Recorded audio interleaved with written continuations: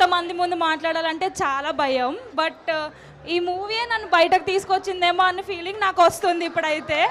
But first of all hero గారి మీద అయితే చాలా కోపం వచ్చింది, ఇలా కూడా ఉంటారా అని. బట్ అట్ ది ఎండ్ ఏదో ఒక ఫైనల్ స్టోరీ ఇవ్వడం అయితే చాలా బాగా నచ్చింది. ఒకసారి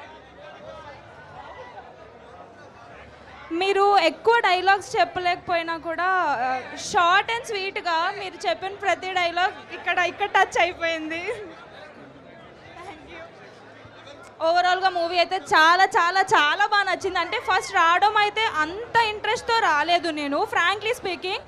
బట్ వచ్చిన తర్వాత అప్పుడే అయిపోయింది ఆ మూవీ అని అయితే చాలా ఫీల్ అయ్యాను నేనైతే. All the best.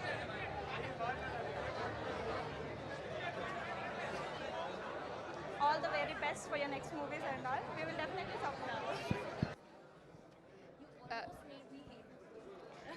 Good evening, everyone. Hello, like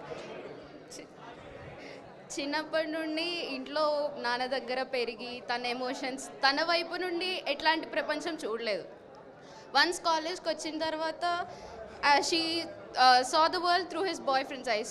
then ఆ కళ్ళల్లో ఇన్నోసెన్స్ కానీ మొత్తం చాలా నీట్గా కనబడుతుంది. లాస్ట్కి వచ్చేసరికి షీ మేడ్ హర్ వే.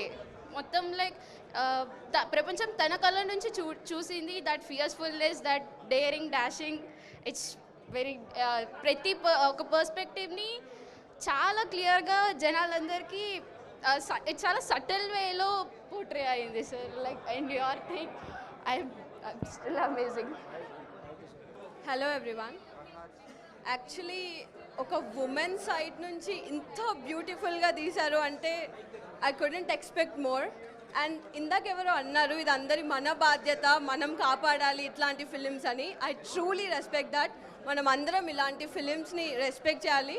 అబ్బాయిలది తప్పు అని ఇక్కడ కాదు, but the way some persons are అనేది చాలా బ్యూటిఫుల్గా చూపించారు.